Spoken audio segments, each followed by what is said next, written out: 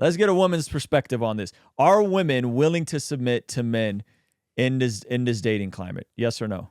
Yes.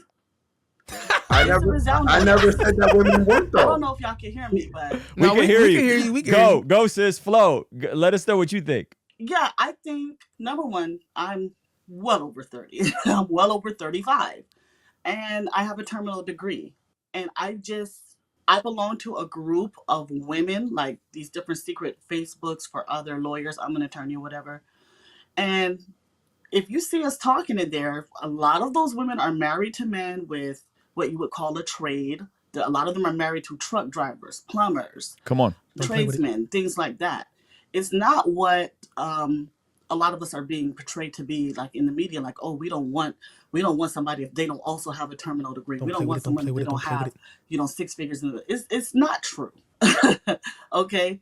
But we are looking for strong leadership. And I think I think everything that we're discussing goes back to 2 major things that I just so happen to be very passionate about, is the state of fatherhood and also the effect of poverty on some of the groups that we're talking about. I think poor people are going to date differently and see dating differently and see marriage differently than people of wealth and means.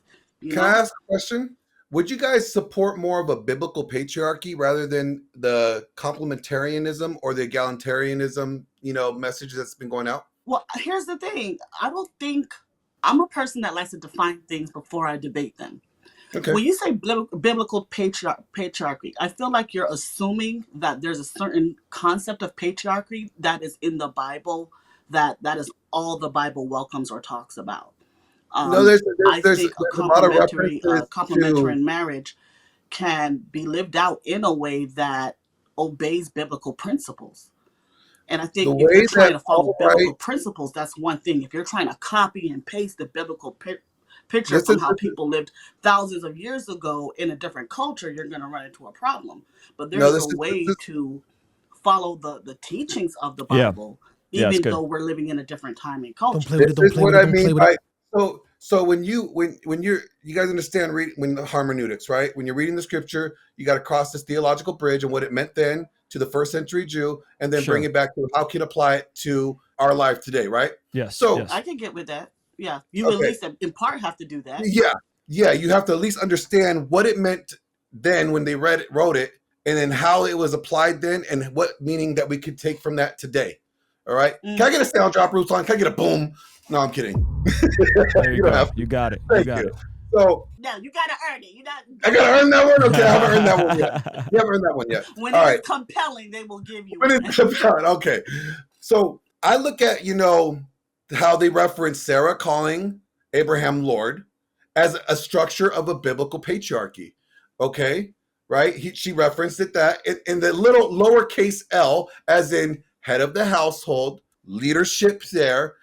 Mike Foster wrote a great book on Pastor Mike Foster, and wrote a great book on biblical Christian masculinity, and he highlights biblical patriarchy. Pastor Joel Webbin also is on the bandwagon now of talking about moving away from complementarianism and adopting more biblical patriarchy. So I'm just asking theoretically, is that something do you guys see that it could be potentially more beneficial to one, hold men to a higher standard of accountability by giving them the expectation of authority and the responsibility that they're supposed to hold, but also supporting women to be, I don't like to say the word submission. I like to use the word deference or deference of authority. Okay.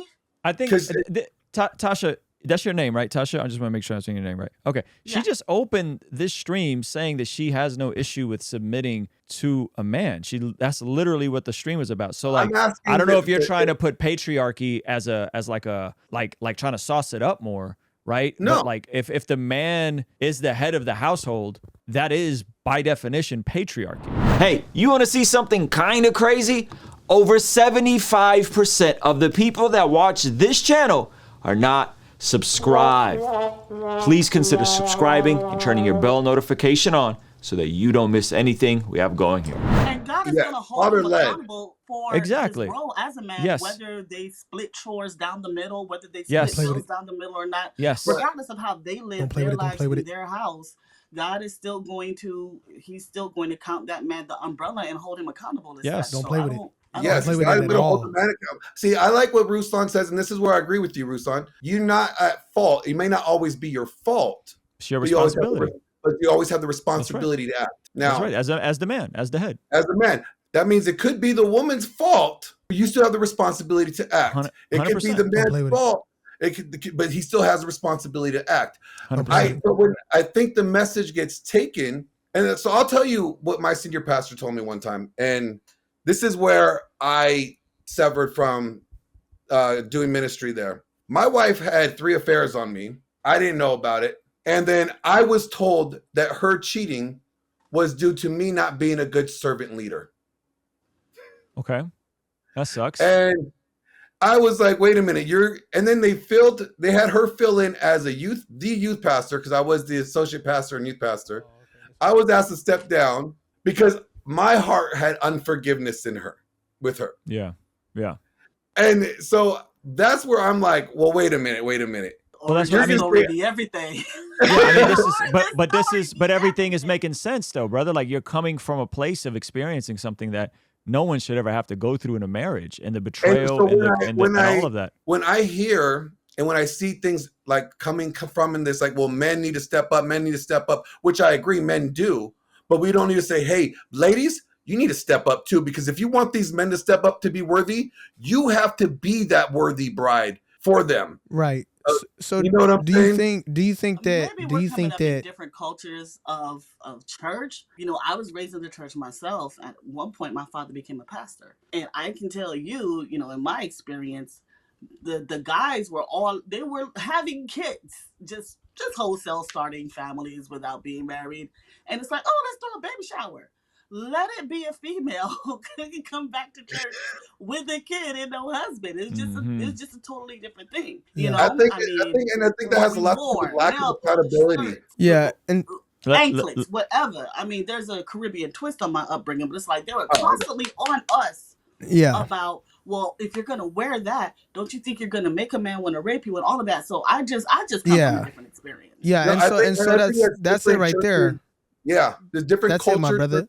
Yeah, but I'm saying the mainline churches right now, that's what we're seeing, and that's where I'm saying, like, that's the problem. What I'm seeing with a lot of, like, right, but guys my coming brother, to me from the church, leaving the church, coming to the Red Pill, they're like, Glenn, I love God, I love the church, but I can't go to the churches these days that are, every time I go to a counseling session with having to deal with my wife or my daughter, you know, and I'm getting trashed as I'm the bad guy. Yeah. I'm not doing a good job leading. My brother, my brother might say, brother. So what I think was happening is, because I mean, and you're saying it's not your fault. You're saying that this is what humans do. I gotta say this, and then I actually gotta roll out like an Autobot, transform and roll out. But you have some wounding around this subject. Mm-hmm. You know what I'm saying? And it's valid. You have valid wounds around it. You know what I'm saying? That I'm actually, you know what I'm saying, that breaks my heart that would even happen to you. I'm actually remarried. Yeah. Remarried. I mean, so right. I'm good. No. Well, I mean, I'm not saying, you know what I'm saying, you're still just like down bad because of it. But I mean, like, it's obviously, I mean, that sucked. That was spiritual abuse. You suffered spiritual abuse. Mm-hmm. And so now when you see something that might look a little bit like that to you, even if it's not what's happening, you know what I'm saying, vision's a little bit, you know what I'm saying, jaded. So I think that, like, I mean, that makes sense. It makes sense. I'm not, you know what I'm saying, I'm not faulting you for that, blaming you for that, but it makes sense. You know what I'm saying? I do think that you got to recognize ultimately as, I mean, I'm not going to break down again what we talked about. You know what I'm saying? Like all of that, it makes more sense to make videos talking. If there's any anger that I have or frustration, it's with the fact that, you know, we need to see churches do better at raising both men and women and holding them accountable to their stature. Right, but what I'm saying is because you're sitting here. Yeah, we're all in agreement, but you're sitting here, you're talking to multiple people who actually have a different experience than you. So it can't be just the church. You know what I'm saying? Tasha just sat here and said that, you know what I'm saying, her experience, and then also me as a man, my experience is witnessing more of what Tasha experienced than what you're talking about. So I'm like, yeah, it definitely happens, but the thing is not the standard. But just because we don't know that or have experienced it happening, because we don't need to be solipsistic in doing that. If we know that this happens, if I know men beat women in history, we know that men abuse women. Yeah. I'm not gonna, although I've never experienced it or witnessed it, doesn't mean I'm not gonna talk against it. I don't need it. But you did it again. But you did it again, my brother. Holds men accountable for everything. No, but I'm just saying. I'm using it as an example. I don't need to experience something. But I'm saying you just did it again, my brother, my dear brother, my beloved, because you took it and you said doesn't mean I'm not going to. But as we said, he does, and it is addressed. The things are addressed. But it's not at an even level because of all of the statistics that we just talked about, him being a man, men being the leaders, and this being a largely male audience.